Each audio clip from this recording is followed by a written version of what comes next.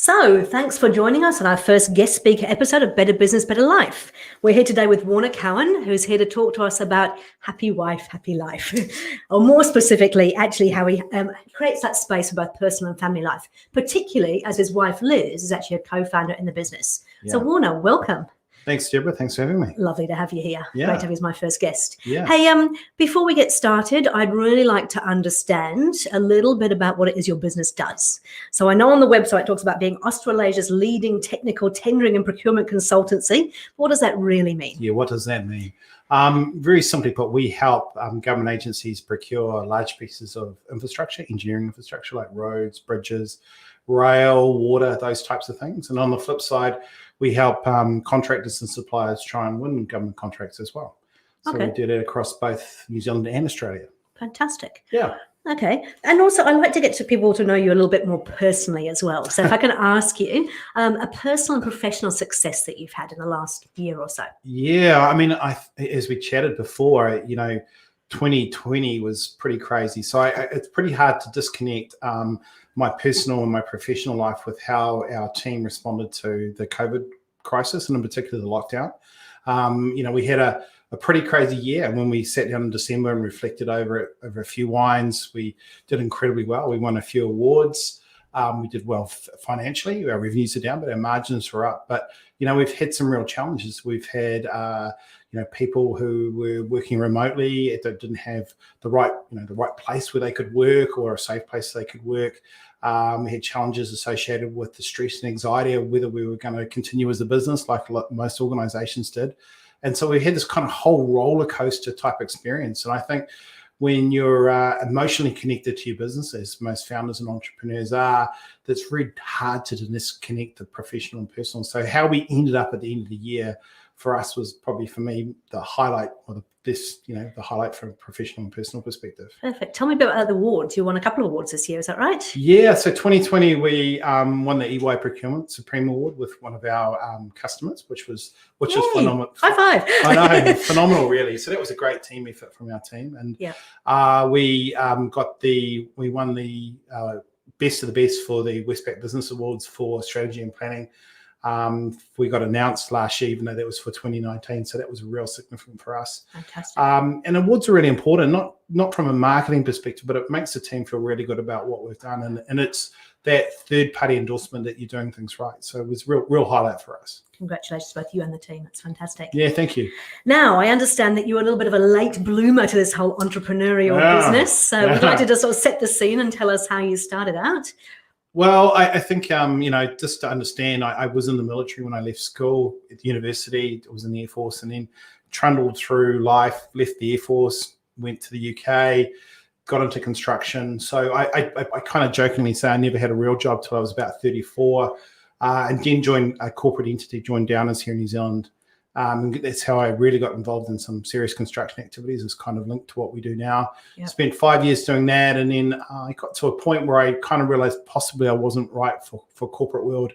Was looking for something a little bit different. So at the age of 39, nearly 40, Liz and I made a call to start our own business. And that was pretty interesting because we had a 2-month-old at the time and a 2-year-old. And, I was the single income earner on the family. And we had like everyone who owns a home in Auckland, had a reasonably big mortgage Indeed. and stress. And we made the call at a later age to start a business, and that was 7 years ago now. So so Liz at that time was a full-time mum, or yes, she was, yeah. And so what made you decide to take that leap?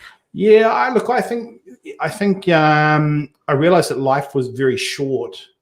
And actually I had confidence in my ability to create something. Yep. And I think, there's always that anxiety when you go and look at starting a business around whether it's going to be successful or not. And I think Jim Collins talks about throwing pebbles first. Yeah, and I kind of was throwing a few pebbles and I was kind of sussing out whether I was going to hit the target or not before I fired the cannonball. And, I was confident we had something there, and I had Liz's full support, which was really important. Yep. And so we pressed on. And I think, after 2 weeks, we've always been busy. So that's 7 years ago now, and we've come out of a garage in Sandringham here in Auckland through to. I remember those days. Yeah, you would. Yeah, through to we've got a team of about 20, which includes our board and some full and part-time contractors as well. So yeah, so we've really progressed. And do you still work full-time in the business? I kind of do. I mean, to be fair, my business is my hobby, kind of weirdly. So I don't look at it as working. I genuinely love going into work and exploring new things and chasing new opportunities.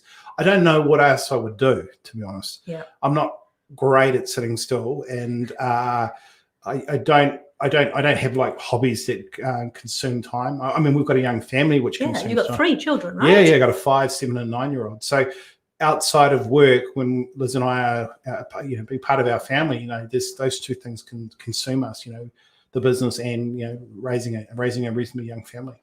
And how was it starting a business with both of you involved in the business, having such a young, 2 months old? That's tough times at that time in life, right? Yeah, but it was interesting because I think what I've learned is that how much control you have over your situation as an entrepreneur, as a business owner. Mm-hmm. That actually you have more control, and probably I perceive as less risks if you're sort of in a face into your large corporate. So you have the ability to, if you have to call 100 people for a job, will you? Or 1,000 people, you will. Yeah. So the risk is all relative and the stress is relative. So we were determined to make it. So there was never any option not to, really. Sure. So yeah. Okay. And I'm really interested because, a lot of people go into business with their partners, their wives, whatever. And the whole topic, happy wife, happy life, is not quite as it's positioned. Yeah. It's more about how do you find that balance, but also more importantly, how do you, as you said, create that space for family and business when they are so entwined, So from the beginning to where you are now, I'm guessing if I ask Liz, she might have a story to tell as well, but how would you see that's played out? It's funny when I mentioned to her that this was the topic of conversation. She kind of looked at me and with a raised eyebrow. And I've got a number of very strong, influential women who are part of my team at work, and they all laugh and think it's hilarious that we're talking about this because we're definitely not the perfect couple. We all have our trials and tribulations. So I'm not going to pretend to you that we are the poster couple for anything really. So. But I think what we've learned in particular around how to manage a business and a family as a couple is really important around creating space, deliberate space, and being very clear around roles and responsibilities. So, for example, I'm very much the CEO of the business, and Liz looks after all our people side. Her background's in HR. Right. And interestingly, Liz reports to someone else. She doesn't report to me. Nice move. So we keep things very, very deliberate around trying to create that space. Yep. We try very, very hard not to talk about business outside of working hours. Yep. So one of the things that's really important for us is that, particularly for me, is I have to come home and decompress and not have to think about some of the challenges we have at work. And so that's one of the things those are two things that we try to do deliberately. Yeah. And then it's also about how do we manage our time between us as a couple more effectively. And I don't think last year wasn't a good example because we were kind of cocooned together, and it wasn't. But as we try and be very deliberate around holidays. And one of the things we've always done is take 3 weeks off mid-year. No phones, no emails, where we as a family, we go somewhere where we're away from things. So that normally entails us heading to somewhere like Australia, where we just basically can disconnect. Yeah. And my team can pick up the pieces. And I can spend 100% focus and attention on Liz and the kids. So that's really important for us as a couple to make sure we have very deliberate time away. After this podcast, I'm going to head to the beach and spend some time with the kids. And we're going to probably right up till February. So we're in early January now. How do I spend a bit of balanced time with the kids at the beach as well? So, yeah. Sure. And I suppose we learn from our mistakes, don't we? Yeah. You said that when we first talked about this. What do you think have been the biggest kind of obstacles, challenges you've had? And then what have you learned from those along the way? In relation to our, managing as a couple? Yeah, I think so. But also about the business a little bit as well, I think, when I think about the challenges we have in particular, it always seems to be around people. Yep. And because Liz and I are quite emotional people, we are very emotionally invested in our team and their personal wellness and so forth like that. So when some of our team members are having challenges, we take that very personally and we try our best to resolve it. So it can be very tricky to disconnect ourselves from that emotional challenge that maybe our team members are going through. So that for us is key.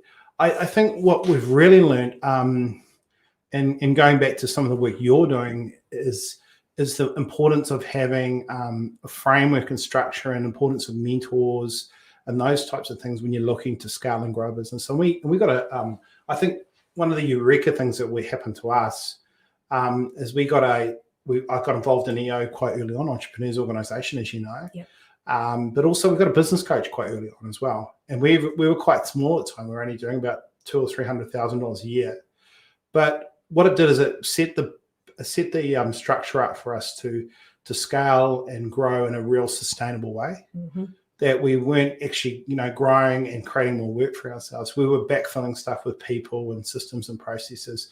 We've been really clear around where our target market was. And I think what that did is allowed us a very relatively, comparatively stress-free way of scaling and growing. So I think that's one of the really key important things. It was actually one of the questions I've just written down. I was thinking about the fact that you take 3 or 4 weeks away. Yeah. And most entrepreneurs that I start working with kind of go, there's no way in the world I could take 3 or 4 weeks away. The business will fall down without me. And I suppose you've just answered that in some respects, is if you put the systems and processes in place, you have the right people in the right seats, you've got everything sort of nicely structured, it actually gives you more freedom. Would that be fair to say? 100%. So, for example, the holiday concept was one of my first mentors. He said, what do we want to achieve this year? And we talked about revenue growth and new customers and, some personal stuff as well. And we were talking, he goes, you know what? When was the last time you had a really decent holiday with your family? Mm-hmm. And I said, well, probably this Christmas is gone. I said, were you on your phone? Were you checking your computer? I said, yeah, just about every day. He said, well, why don't you set a goal within 12 months' time? You take 2 weeks holiday, no phone, no emails. And that was his challenge to me. So what it meant to me was that I had to be really deliberate around selection of people. Mm-hmm. I had to find a 2IC in the business, someone who could deputize for me. I had to get a minimum of systems in place in order for the business to continue without me. And when I got home and explained to Liz, this is what I'm thinking, she booked the holiday that night, like literally. And we were going to go here. Yeah. And this is what we were going to do. So it's been phenomenal. It's a really important part of our family routine. Like I said, that strengthens the family, doesn't it, as well, about having that time together. Yeah. And you're creating memories the whole time, so that, we were, not really bummed, but we were disappointed we couldn't go away. Mm-hmm. And I think, but we've realized, we've got some great options here. I mean, kids are, we can go to the mountain. I'm from the mountain originally, and Pawanui and places like that. So, we shouldn't complain. Definitely not. We're in a very, very fortunate position over here at the moment. Yeah, that's fantastic. Okay, what were the other sort of real big obstacles that you've kind of hit in is it almost 8 years now, isn't it? Yeah, 8 years in April. Look, I think one of the challenges we face as a professional services business, and we kind of peaked a little bit. We had really good growth for the first 5-6 years. But the last 2 years, we kind of stagnated. And I think what we're finding now is, how do we productize? How do we go away from selling time to creating experiences? Mm-hmm. And we invested quite heavily in developer products and experiences. And it's been really good for us. What it meant is that we needed to really understand who we sold to and what are their core issues and challenges. Yep. We need to be clear on who our customer was, our core customer. And then design an experience around that. And that meant so we could, rather than just selling time, we could create an experience, we could market an experience, we could train people in order to deliver these things. And then we just had our first dabble into digitizing those experiences now. Oh, wow. So, how do we create better scale through our business? So I'm really excited about 2021 in terms of where we're going. And in fact, I think we learned a really good lesson. We actually recruited some people during the lockdown. Yep. We recruited a new principal, and there'd been 3 principals, but actually getting a new principal who can run a business, who can run a subset of what we're trying to achieve, and the influence she's had, and it's been phenomenal, really. That's great. So I think we've got the courage now to invest and get some good people and pay top dollar for good people, but also be really clear about the products and services we're offering. People really are everything in a business, aren't they? 100%, What do you do if you've got the wrong person in the business? Have you ever had that experience? Yeah. I mean, when you first start, and I needed somebody, I met a guy at a pub that happened to be loosely do a little bit of work in our space, and he was looking for work, and I grabbed them. I was just really chuffed that anyone would want to come and spend time with me, like as in my business, because I didn't feel I had the credibility as a business.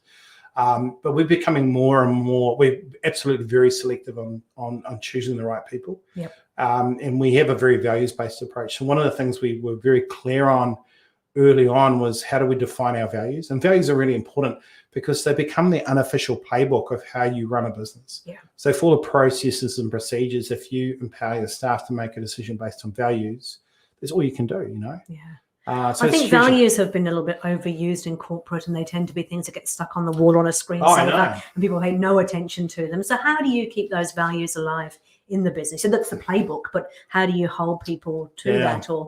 Well, I think the story of our values, and we probably need to just touch on that briefly. I mean, Yep. It was one of our graduates who said to us, look, I think values are important.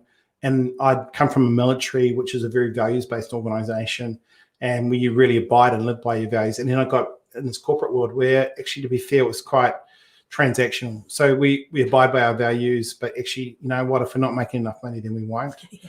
So I was kind of like a bit skeptical, but, I owe it to Lucy Alstom, who's in Germany at the moment, for the fact that she persevered, and we pressed on. But it was a game changer for us. And how we bring our values alive, it starts with a recruitment process. So we have an element of competency, but actually what we're trying to choose is the right person. So the right set of values to align with that type of person. Yeah. So if we get the right values in, we can build competency, no problem at all. Absolutely. And in terms of bringing them alive, it's really important. So we have things like values-based stories every Tuesday at our team meeting. So we had some this morning, but also our morning huddle is really important as well. So I think if you're trying to create an environment where people feel comfortable, then how do you create a level of vulnerability within your business as well? Yeah. So it's really important with our huddle, which is a quick catch up where, what do you do last 24? What do you do next 24? Any stucks? Yep. So what are issues or concerns? I think that the trick is, to implementing that thinking is for the leaders of the business to be vulnerable first. Yep. So you've got to show uncertainty to your team when you're uncertain. So what that does is send a clear message to everybody that it's okay to be uncertain. And that reinforces those values, particularly if you want people to be open, honest, and transparent. Perfect. And I suppose, 2020 certainly was a roller coaster year, wasn't it? There must have been times where you perhaps wondered what was going on and where this would go to. So a bit of vulnerability here. What would you say is the worst point in 2020 for you? Going a bit off topic. Yeah. I probably just touching on something, just going a little bit tangent here, but normally our huddle's really quick. Normally it's about 8 to 10 minutes for the whole company to get together and just smash through it. Yeah. But we found during the lockdown that our huddle would extend to half an hour, 3/4 of an hour, because people were just expressing how they were uncertain or concerned. And actually, what's interesting is sometimes, for not necessarily for everyone, but there were times where I thought that possibly where the anchor was for some of our staff was with their work colleagues, as opposed to the environment they might have been sitting in remotely. Yeah. So again, just observing the power of vulnerability and a safe place for people to work. I think communication became key, didn't it? So obviously you had communication before pre-COVID, if you like, and then throughout the lockdown. How do you keep the communication lines open between you and your wife, given that, you try to keep things in business hours? Yeah. And with the whole team, a wider team, what do you do to make sure that things are being communicated well? Yeah, look, it's look, I don't think we've got this sorted out at all. So probably when I look at the way Liz and I have had discussions and how we've interacted last year, it's been really, really tough for us because we haven't had really that time out as a couple that would like to do. One of the really cool things we did, and probably the best day of my last year was the best day, without a doubt, is that after our work function, Liz and I just stayed in a hotel in the city for 2 days. Nice. Yeah, and then we had kids looked after. And on the Saturday, we just went to Rangitoto and we worked around and up Rangitoto, went out for lunch, just kind of really spent some time together. So that we need to be more deliberate in creating those opportunities for us as a couple just to spend time. Yeah. And that's really cool. As a team, we're quite structured around how we communicate. So we have our morning huddles, which is quite important. Yep. And then we have our team meetings on Tuesdays, which is very much a tactical, slightly strategic meeting. Yep. And those are those key points around our day. And then we have another round of the meetings like sales meetings and cash flow meetings. So those are kind of our deliberate points of contact. But, it's always being about having that open door policy so anyone can feel free to come and have a chat to you if they're uncertain or concerned. Yeah. Perfect. Yeah. Love it. Hey, I think that's wonderful. I think we're just about at time. Doesn't it go quickly when you're enjoying yourself? Yeah. But we did promised our listeners that we would actually give them 3 tips they could take away that they could put into action almost immediately. So just talking about some of the things we've talked about, what would you say your top kind of 3 tips are for keeping that space for both your personal and professional life? Look, I think if you get the business right, yep, in terms of the way the business runs, then it creates more time and space for you to invest back into your family. And you mentioned getting a coach early on, having structures, operating system, that kind of thing. Yeah. So probably not 3, but, just see how we go. But, for us around getting a business coach, around I have a business coach, I have a mentor. I have EO, which is Entrepreneurs have a thing called Forum, where people come together and share experiences. So I have 3 mechanisms in which I can share some of the anxieties or the challenges I'm facing as a business owner outside of my immediate work. We also have an advisory board as well. Yep. So, I invest heavily in terms of external people to provide support and guidance for me. Yeah. And I think what's really interesting about that is that it allows me to work smarter, not necessarily harder. And, the situation with, our business coach and how that really transformed the way we ran our business was really significant. Yeah. The other thing, I think you can't underestimate the importance of, values-based people within your organization. And I know it's very cliche about, getting the right people on the bus, but it's so true. One good person can make significant difference to your business. Yep. And likewise, one person who's not great can destroy a business quite quickly. I agree. Yeah. So the values are really, really key. So how do we create a culture of vulnerability? Things like the huddle we talked about, reinforcing values-based stories. Because you've got to teach people how to do this stuff. You've got to teach people that are new to your business around what it is to work for our organization, be part of our team. Mm-hmm. So it's really, really important. What else did I write? I just wrote learning, actually. Yeah. It's really important. So I probably do 1 or 2 days of learning every month, whether it be through Forum or some sort of virtual learning or reading. So it's something I really enjoy. And I think being very deliberate around taking time to learn and be away from your business is really key. So there's probably 3 things that have, I think, really helped us in terms of growing and growing a scalable business. Like, for example, learning the flywheel from Jim Collins, read about that, and it's something I really wanted to implement, but it took time to read about it, understand it, and so forth like that. Perfect. Read any good books recently? Yeah, I have actually. Beesonomics by Brian Germain. Okay. So it's a story about Amazon and Jeff Bezos's. Nice. I read Getting a Grip by Gino Wickman in the holidays, and I read the answers to the big questions by Stephen Hawking. So I'm interested. I'm an engineer, so I'm quite curious about physics and so forth like that.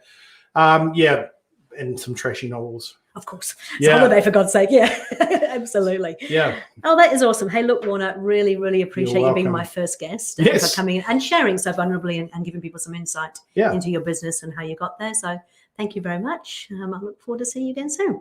Thanks, Deborah. Take care.